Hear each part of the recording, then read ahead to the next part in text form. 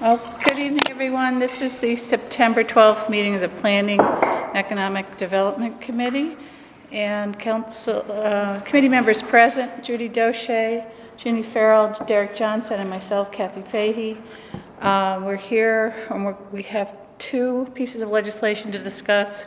And the first one that I think I'd like to start with is Ordinance 137119. And that is an ordinance amending Chapter 375, Code of the City of Albany, USDO, changing the zoning classifications of 140 Hamilton Street, 42 and 44 Phillip Street from Townhouse, RT, to Mixed-Use Neighborhood Center, MUNC, and amending the zoning map. Okay, I'd like to invite Commissioner Spencer up and Corp Counsel Amy Klein up to begin the discussion of the zone change.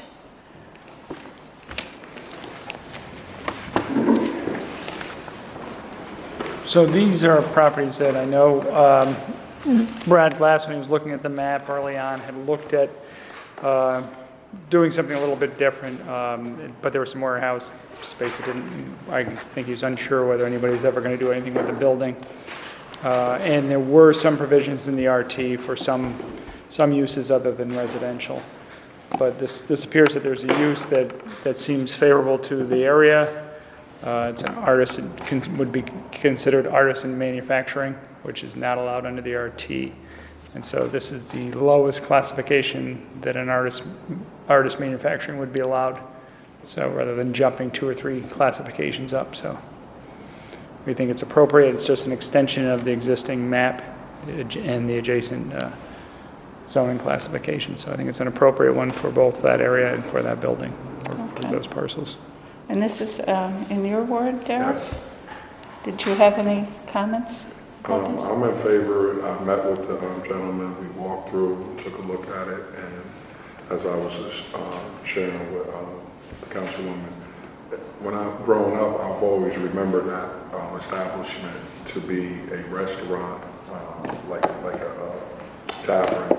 His story that he told me was compelling. The gentleman used to sleep in that when it was vacant. When he was homeless, he used to sleep in there, and he had a chance to purchase the building. And he owns a couple other businesses, one on Lower Madison that he runs, and it's in the fairly difficult part of the ward, and he manages to keep it straight faced. So I was highly supportive of it. Oh, wow. Okay. What type, just out of curiosity, what type of business is it? It's a sort of a distillery, but it's using like a honey process or something a little bit different. I think they call it a meadery. Oh, meadery. I mean, yeah. Oh. Which I had never heard of before. It's fabulous. But, That's really neat. But even, again, the idea is when you have these buildings that are a little bit outside of what would normally be found in that district, we want to provide a little bit more flexibility to make sure that there's economic options for these kinds of buildings. So, I think that's a great use. So around the corner, it's predominantly residential townhouse. Yep. And then on this particular street, so this is right by the East Garage? Yeah, Yeah. it's right in the corner. So, I look at this from the standpoint of you're rezoning it, not on the basis of what one person is necessarily offering, but then everything that could be put in that particular. Yeah, it's not based on a location. particular, obviously we look at what's before us, but we also look at longer term. Sure. And let's say whatever use goes in there doesn't work, we want to make sure that there's viability in other uses for that building. So it just is one use may not work out, that there's other options. So any bar could go in there, any restaurant, pretty much almost any kind of smaller retail kinds of establishments, and et cetera. So I just want to make sure that you're aware that this zoning could change, and tomorrow we could have a different application in there for a different kind of business. If this particular developer decides not to move forward with this particular project, and you can have every, faith that he's going to, or, something happens 2 or 3 years from now after he gave it a try, then those are the kinds, it is kind of like a general kind of commercial kind of strip. Now that, it's neighborhood center, so it's, I have one area, I guess 2 areas that are zoned neighborhood center, which are across the street from residential property. So having this be around the corner from, this is, not so unusual. I just wanted to make sure that you are thinking about it in that broader context, because I think it's important for us to think in terms of not just this particular proposed use, but make sure we understand what then other uses. I mean, potentially those buildings, this series of buildings could be torn down, and you could have something that is 4 or 5 stories and,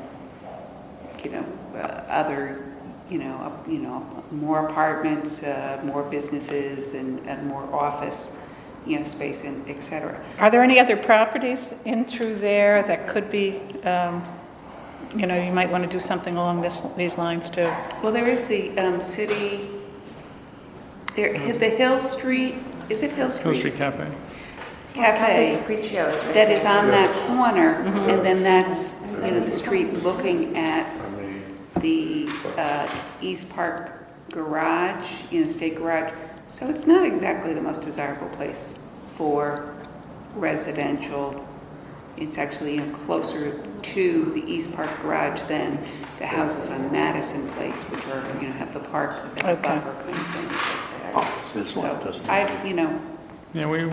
look at it from that perspective, and I'm like, seems appropriate, Yeah, and it's easier, less impact than, say, proposing to add artisan manufacturing into the RT, which would affect every RT property throughout the city. So Oh, that's why we went in that direction. okay. So I did receive I received one call, and I met a gentleman at a concert, and he approached me, and it was the same day that I received the call. So when he, at first they had some questions about it. And when I had the conversation with the gentleman, Robert Anderson, on the phone, it ended, and I had the gentleman who's going to be putting the metery in there call him, and Robert called me back 10 minutes later and had no problems with it. In fact, he worked on the state law that this is going through on the bill. So the 2 people that had problems with it, they signed off on it once they had a conversation with the gentleman and fully understood that it was it was going to be wine tasting. It wasn't going to be in the direction that they thought he was going. It's going to be more of a restaurant, and just people having an opportunity to see the process of them doing the process. Right. So. Let the record show Councilmember Tom Hoey is here. All right, anybody else have any comments? I make a motion to discharge this out of committee with a positive recommendation. Is there a second? I'll second that. Okay, all in favor? Aye. All right, motion passes. Okay, so we'll discuss the next piece of legislation, and that is the small wireless facilities ordinance, 168119. Let's see. An ordinance amending Chapter 375 of the Code of City of Albany in order to clarify the approval process for telecommunications installations. All right, and again, Chris, you want to Sure. Well, tell this us a little bit about Yeah, this? it's a very, very exciting piece of legislation. Not really, but this came about obviously partly because of the FEC rulings that provide a very narrow interpretation and very narrow ability of cities and towns to deal with 5G or small wireless facilities within the public right-of-way. So we don't have a lot of options where we can just say no blanketly or things like that. One of the tools they did provide was the aesthetic standards. So they said you could judge these and within reasonable aesthetic standards. And so I looked at a number of cities throughout the country, and then I looked at a lot of the things that we've done in the past here in the city of Albany and tried to write some aesthetic standards that I thought dealt with them in the best way. Boston does a lot of things where what they do is they try to co-locate these all on decorative street lamps, and they end up looking, every design I saw looked horrible, and it looked like just a bizarre, like a street lamp on steroids. And as we are entering into owning our own street lamps, what we didn't want to do was complicate our ownership of our street lights with technology that is probably going to be changing pretty quickly and have to deal with additional carriers and things like that. So we opted to I opted to put that one as one of the least preferred alternatives. We'd obviously rather see them on an existing location where somebody else has such a facility, or on a existing utility pole, on a building where it could be camouflaged better. So we sort of set this up, kind of talking about those purposes, really. The purpose is, number one, to protect the aesthetic qualities within the city of Albany, to reduce the amount of clutter of poles and things like that along the street front, sort of minimize that, and really just try to make sure that we're providing a standard and a streamlined approach. And then, we want to provide for the opportunity to have these small cell wireless, because we think in the end those are the things that are going to have an economic development impact for the city of Albany and also help many of the residents. So we didn't want to try to be so restrictive, but we were, I think, about as restrictive in the sighting and aesthetic standards that I think we could be. But I think it was a reasonable approach, and we try to provide sort of the same framework that we have in the USDO, where some of these things could be done with an administrative adjustment. So some of the things we've done in here, so if we have, let's say there's decorative street lamps along the street frontage, what we didn't want to see was one of these located right next to one of these. So it had to be sort of that midpoint between those poles, so we're not sort of crowding. It can't be closer to an intersection. And what we didn't want to see was these things right in front of somebody's house, or in front of a business, in front of a storefront, things like that. So we've outlined that they have to be sort of at that extension of a property line along that frontage. So once they go through this process, and if they are unable to conform to any of these, they would be denied, and then their appeal would be to the BZA. Okay. So that's more or less how this works, but before they could even apply for this, they would have to have a right-of-way access permit with the city, or right-of-way access agreement. And so the law department worked with some outside counsel as well, drafting this to make sure that we had sort of a template for these right-of-way. We do have one of these that's existing. Oh, this is the application? No, this is the facilities rights-of-way agreement. So this is what each provider or each carrier would have to enter into with the city of Albany before we would accept any applications for individual locations. Oh. So this is sort of a blanket agreement. So, And what we want to do is make sure that we're treating all the carriers the same way. We do have one with Extenet right now, and we're hoping that some of the things and the reasons that we're going to be denying some of their applications may force them back to the table, because I think this will probably be better for them. But it's also when you better. say you have one with Extenet, There was one that was done a few years ago. contract. Right-of-way access agreement. right away. Okay. So, Can we get a copy of that? Because Yeah. I think that would be interesting too. Yep. We are planning to make some revisions. yeah, I to mean, it. it's again, this is still a draft, but it's up there. I think it's on our website as well. Oh, is it? I think so. Yeah. Okay. Okay, well. So I think I think we've really tried to lay the aesthetic standards out in a logical manner.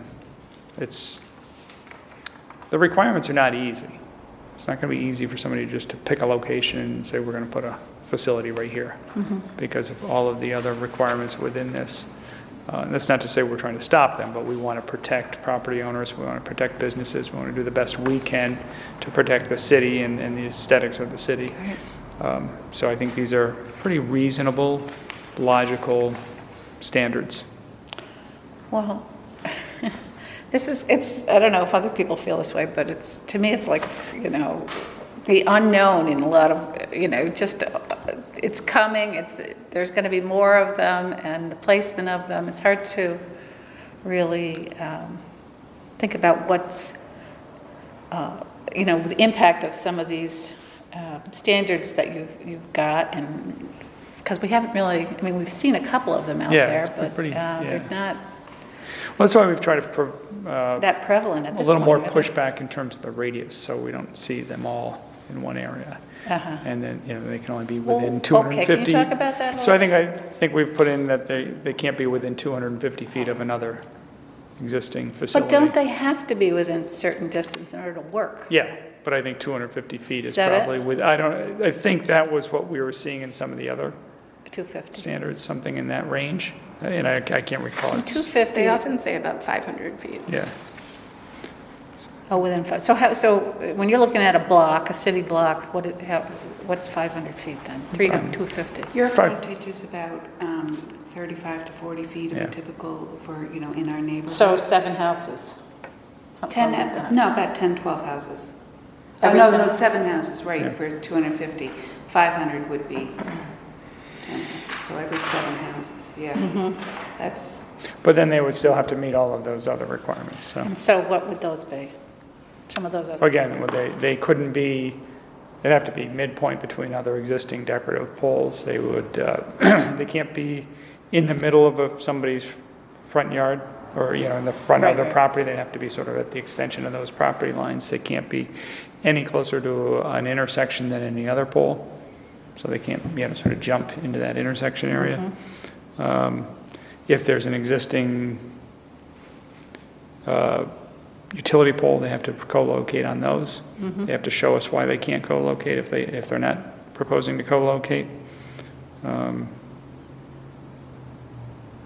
So, that's why, making sure. And that- and say they have to put up a new pole, what are the materials they use? Well, what we're asking for is that they match as closely as possible the color and materials. So if we had decorative street lamps that were all black, we'd want these things to be black and be a similar diameter to those. And obviously shroud and hide as much of the equipment as they can. And I know you have limits on the infrastructure that's on it, right? Yep. In terms of the size. Yeah, and that's sort of FCC, Oh, that's FCC. that's all part of 6 the, part of cubic the, feet or something. yeah, it's all part of that overall document. So right now, can companies just put up these cell towers wherever? So No, they'd have to have this right-of-way agreement with the city, so they'd have to enter into that first. And then currently or? Currently, Okay. yeah. So we're just not allowing for any right-of-way access permits or street opening permits.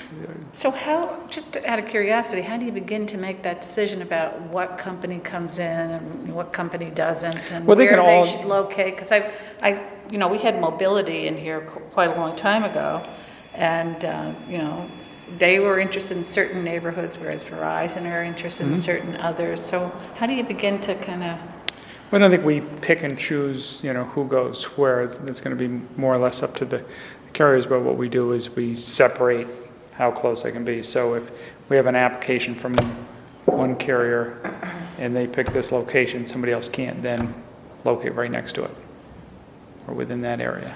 or can they co-locate? They could co-locate on the same facility if they can create a, Oh, I see.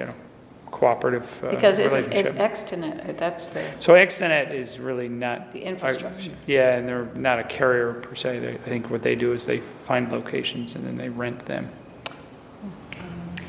city employee contacted me, was very upset that out in front of his house on top of a wood pole, a national grid pole, all of a sudden there was this extension, that he thought was pretty hideous. So that would be allowed under this. There would be a lot, I mean, they still have to file a application for it.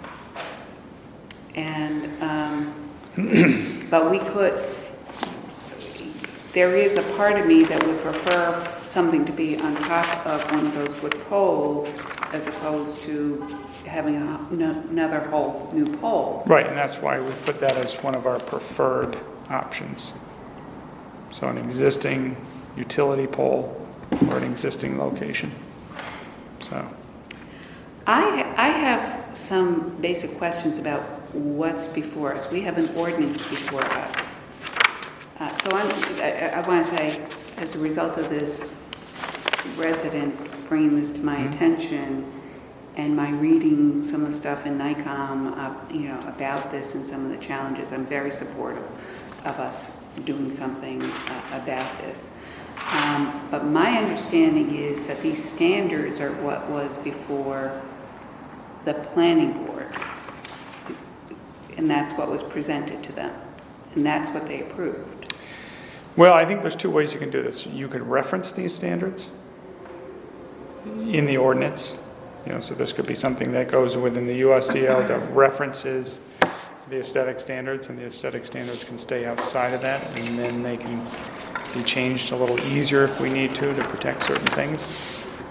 Or this could get incorporated into the USDO. So we got a certified record. Was the ordinance before the planning board? The certified record, that the thing that we were transmitted that Al DeSavo signed off on, Yeah. included the ordinance, but I was not aware of this blanket ordinance, this ordinance. I didn't see it Which that is way. this? Before, that's not the way, I don't think that's how it was before the planning board. Okay, And, I think this is what they were looking at. that's what I thought too. Or that was my understanding, because I didn't So that's draft. why I was asking the question is, what is the certified record? When I first saw this, I said, oh, well, that's interesting, because I've only seen this, and your application is part of it, and when I saw this, I was like, I'm not going to get into it, I just assumed that this was then going to be somehow or other, since it's a zoning text amendment, that it was going to be put into an ordinance form sometimes. That happens. So I was a little surprised, I'm sorry, I was looking at something else. I was a little surprised when we got this ordinance that really doesn't include some of the details. All right, so that's helpful. So again, and just so you guys understand too, when this ruling came in, and what we were told is that we had a very short window to get these aesthetic standards. And I think it had to be Why is that? published by, was it February or April of last year? I want to say April. April. So that was, to be effective, it had to be published by that. And they weren't clear on what published meant.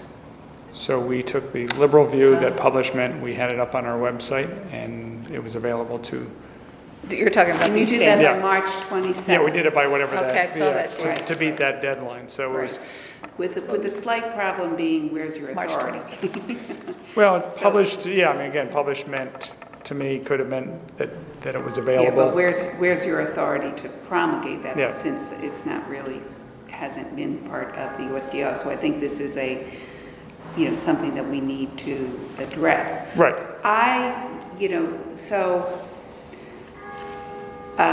This is one of those things that, I've looked through this and it seems to make sense without, going through, a lot of detail, and I'd like to see it,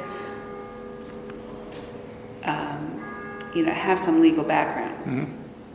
But then, of course, I'm an attorney who has done these incorporations by reference, and generally, so the ordinance that we have before us, and I guess, Amy, to some extent, this is a question for you. I'm used to the courts not supporting regulatory authority that is as broad as this, if then we want to get this specific without having, like, us adopt standards.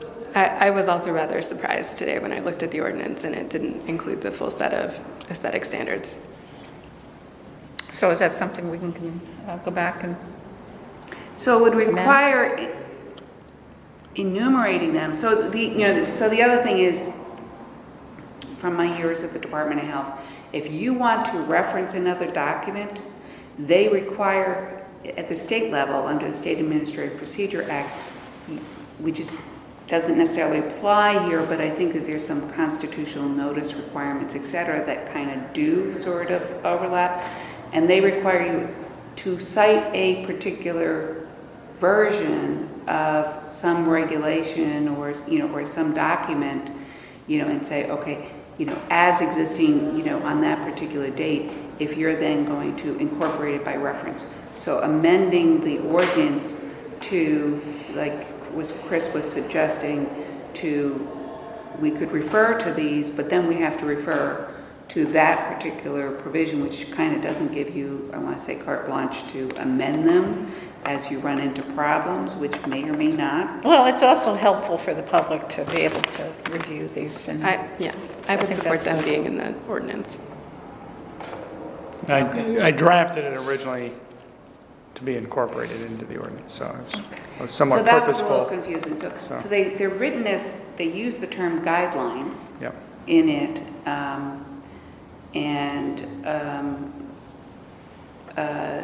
so guidelines aren't necessarily code text. So there's a little bit of wordsmithing that would need to be done in order to put it in.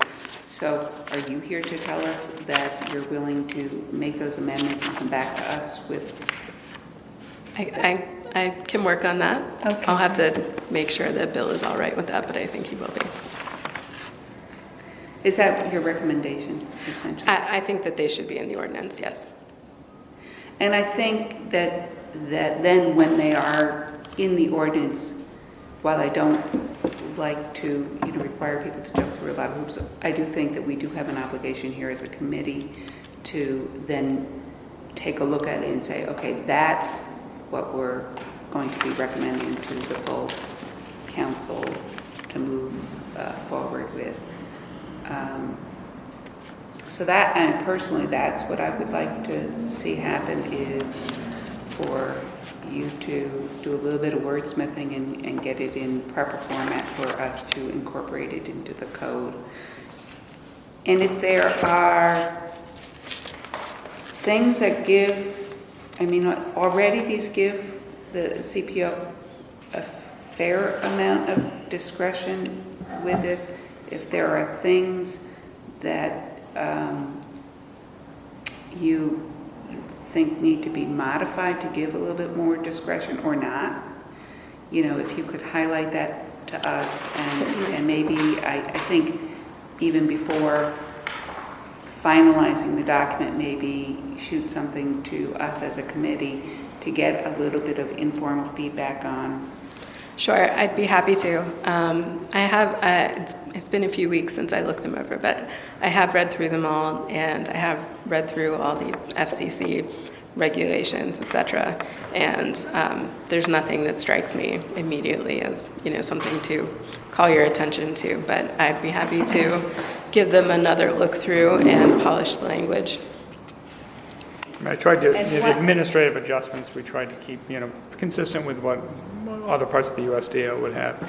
Again, it does not allow me to suddenly just break all the rules, but again, if you're 10%, 5%, whatever, off, rather than sending it to the BZA, clogging up their agenda, it does give a little bit of discretion there, but I was pretty careful to keep that discretion very limited, because in the end, I don't want to be in a position where I'm approving one of these things right in smack dab in the middle of somebody's property. If that's what their only location is, and they can't meet any of these other requirements, that's a case for the BZA, not for me. So. Some council members have indicated that they're concerned that that maybe the CPO's ability to make a decision on these is maybe too broad, and that maybe that they would like to see ways that the public could have more input in this process. I'm not clear on exactly where that would happen, but I do understand that this is new territory, so. Yeah, I mean, there was People are very one of the wary thoughts However, early on was, I don't know if what people were expressing concern about is these, or this ordinance that is that Oh, big, well- and basically says, they gotta comply with all telecommunications standards process, including aesthetic standards, as promulgated by the CPO.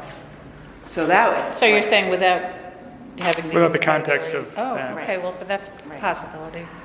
Yeah, I do know that Richard's comment on this was having concern about that About level this, of broad discretion, because that's the ordinance that we were presented with. We weren't being All right, asked to that vote was, on that. okay. I will note, one of the questions I had about this that's kind of interesting is, so we're doing this with regard to these kind of facilities. Are these actually a little bit more onerous than what we require, for example, of cable or the satellite dishes, et cetera? satellite dishes are normally on somebody's house. They're not, freestanding in the public right of way. That's a whole other problem. Yeah. By the way, can they locate these things on people's houses? Sure. If they had agreement? Wow. And do we include anything that allows that in here? Yeah. We do allow. Well, what basically talks about, our preference would be for on a building where it could be camouflaged, and I'm thinking more in commercial areas or industrial areas. Well, I'll just give you an example. National Grid's coming through and putting their new gas meters outside of the houses. Sometimes they're on the side, right near the driveway, so they have to put up 2 metal poles to protect Yeah. which in is case you're ridiculous. backing out. Well, people are all upset about that. So Yeah. it's like any change like this, Well, and I think that's neighbors one of the do not ones like it. where we probably, as a city, could have pushed back a little harder on National Grid, because they do have other options there.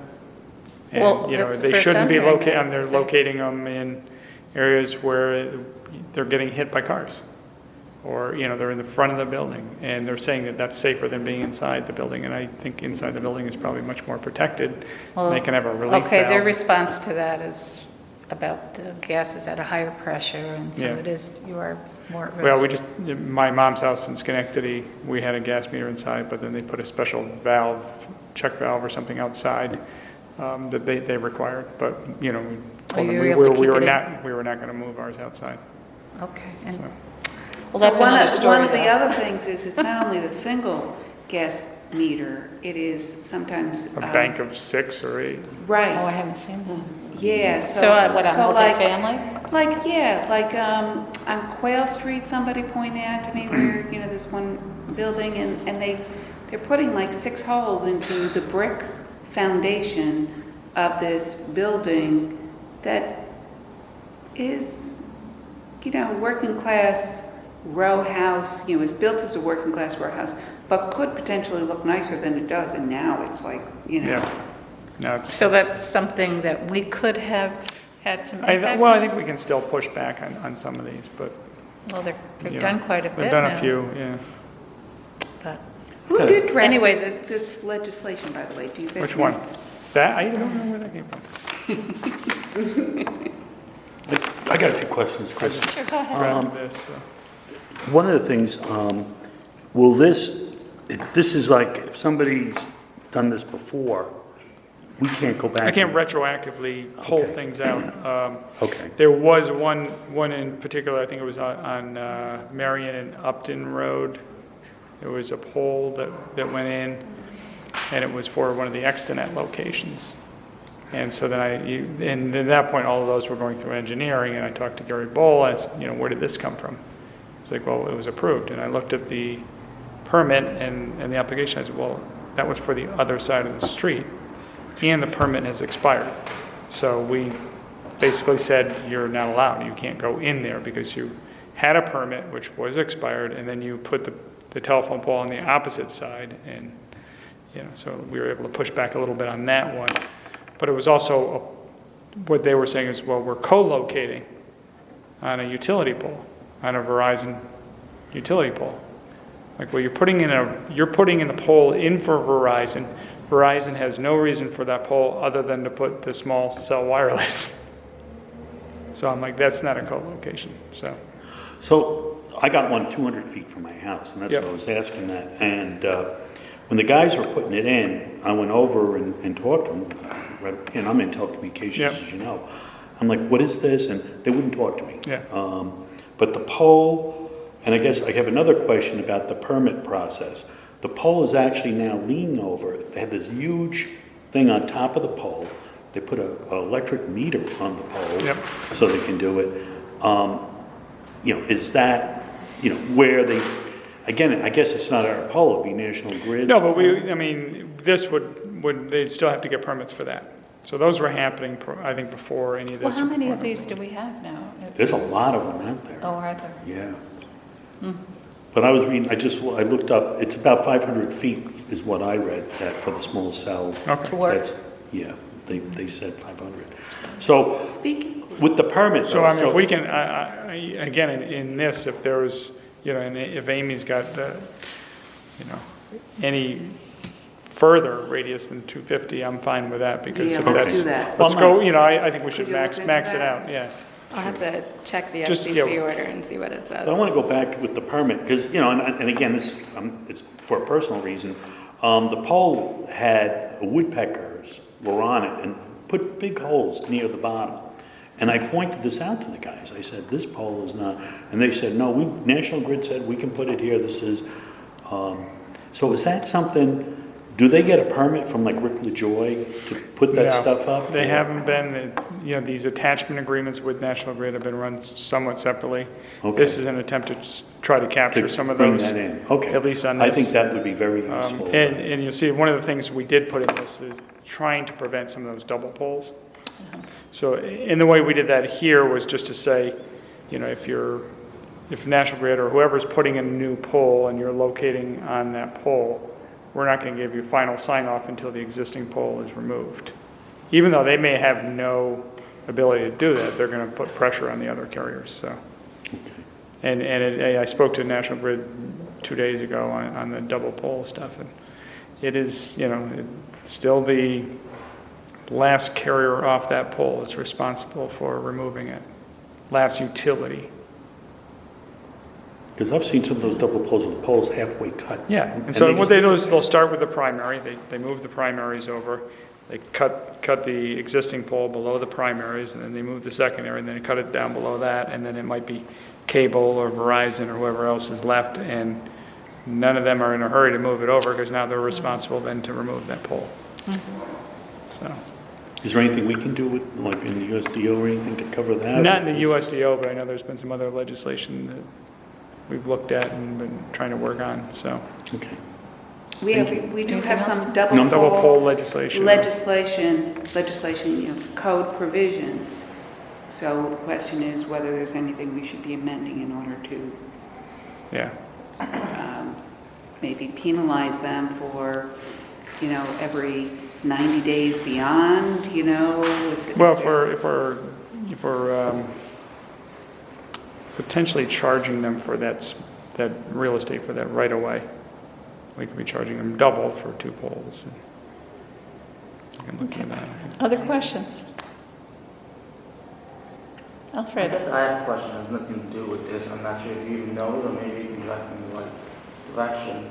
I know we're talking about wireless and we're talking about, cell phone towers, but why is it that we still think that Verizon to come to Albany? Because it does bring a larger With The fire. FiOS. the larger cost for our residents for Spectrum. Because Yeah. if you're in a competitive market, the price goes down like $25. Right. If Water pays less than I do because he's in a competitive market. I'm in the city of Albany, I have the same service and I'm paying $25 more. Yeah. I don't have an answer for that. I don't really understand how It's, they work, or whether they make decisions on different markets for different reasons. because the cable. So it's, The infrastructure? yeah, the actual infrastructure is very difficult to put into the city. It is just a higher cost. So a lot of the places that you're seeing it is rural places, or if they're putting in a new development, it's easy to run which is why you'll see them, like, it feels like they're going like, it's like everything but the girl, like all the way around, and I'm like, it's because, it's a glass fiber optic cable, which is why it's so fast, but it's also, Hard to string overhead. you can't, yeah, Right. you have to put it underground, and, No, that's not true. They have it down by me. I mean, it's there. Oh, What I really? heard, the big problem, what I heard, and again, you can take me I was sometimes. told, because I pushed back on it. Well, in I God's do. office. One of the things I heard is they want the cable franchise Franchise. for cable TV. That it's, right now, it's just Spectrum. And you would have to include Verizon in there, and there's some kind of a tie-up with that. And I remember Jerry Jennings had a call-in, because I was told to call in, and he talked about it, and that was the big problem, was something to do with the franchise. So, Is that something we can? we I'm have not sure. fiber optic. I'm not sure if that's out, if that's the planning department's, you know, No, I don't know that we have a franchise, do we have a franchise agreement with Spectrum? I don't Yes, we do. think so. And I don't know if that's exclusive, if that's holding anybody I out. think it's exclusive. We could check with the mayor's I office. think that that's being negotiated, isn't that being negotiated? It should be expiring soon. Good. I got a fast question I just thought of and I wanted to ask you, and I don't know, I'm just asking for advice. I'm getting a lot of emails from people worried about the health risks of 5G. Oh, yes. Yeah. And even when I just looked it up now, I got a whole thing. I of, did you expect know, people here tonight. as Yeah, usual. and I know, Well, you realize that most of the ones that we're getting are not from people who are in Albany. I'm not getting it from any recognizable But there have been meetings constituent. in- I got one from somebody in Albany, California. Oh, So you gotta yeah. check. I know Rob McGee has drafted sort of a response to those, so. Okay, so you're aware of it? and- Oh, yeah. Okay. Yep. You know, but it's all within limitations that are set Well, by the the federal FCC government. is the one who sets up what's safe or not. Yeah. Since 5G is coming along at some point, is that, I mean, That's has what there this been is, any this thought? is sort of the infrastructure for the 5G. So I it mean, will they- be, okay. They usually need the 4G to create that infrastructure, so they build that out, but. And what about it says abutter notification? I've never heard that word, A-B-U-T-T-E. A butter? Yeah. That means people nearby or next to. So we do Oh, that. abutting. Abutting properties. Yeah. Oh, okay. So we do that like even with our zoning and everything. So what we're requiring in this case, rather than a radius, Block. a block in either direction, 250 feet in either direction. In fact, that's the way we're going to be recommending just with the HRC stuff. Because right now we have that radius. And if you're replacing the windows in the front of your house, why should you be notifying the person behind you? And there's no real impact, so. So a butter is not defined in the definitions of this note?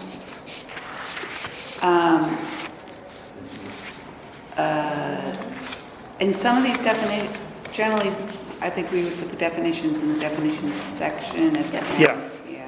Yeah. Some of them. And then usually what we do Some of in- them are duplicative. Yeah, well, in what we've done in the USDO, where there are definitions that are duplicative, but they're different than what we already have, we will say this applies to, Right. because we have some that apply to But state of New York and floodplains, county, things like. I think we got that. So I personally, Kathy, I don't know how you feel about this, but after this upcoming meeting, our next meeting of the Common Council is on October 7th. So I would love, and we're going to be getting the budget, so I would love to, Amy, I know I'm just giving you, I think I would love to be able to vote on this at that meeting. We do have this scheduled for a public hearing. Right, for this But one, it's a yeah. public hearing on the existing Oh, good point. ordinance. Yeah, I think it probably needs to be. Renoticed, yeah. Yeah, Okay. got that, Michelle?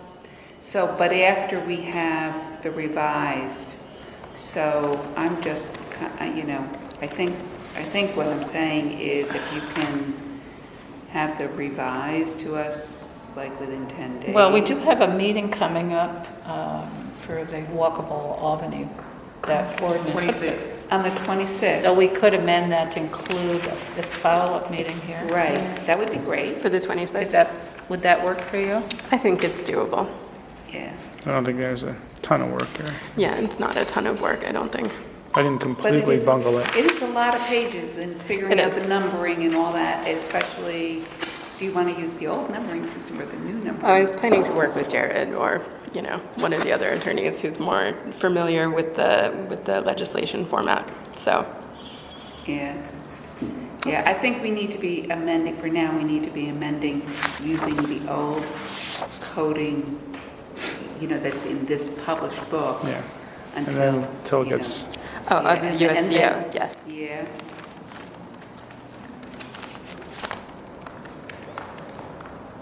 And Richard is, in terms of if you're drafting something,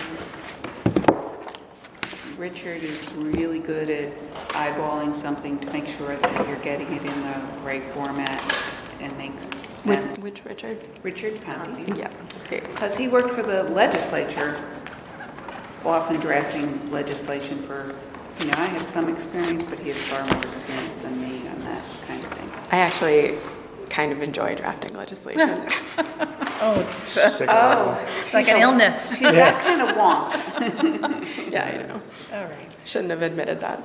Right, yeah. Okay, is there anything else for It does- anybody?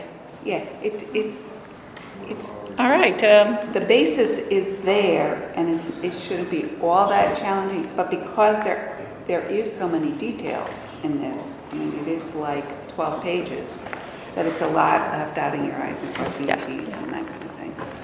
okay. Don't Motion want to minimize adjourn? the effort. Okay. All right, thank you, everyone. thank you. All right. And I can take this, Chris? Sure. Thank you. Thank you for that letter. Oh, you're welcome. I really appreciate it. And I think I haven't think looked at they the have- dates yet. Yeah, I think they sent the calendar, they sent, He did, he sent a few dates. good. Yeah. Did we adjourn the meeting? He did. Okay.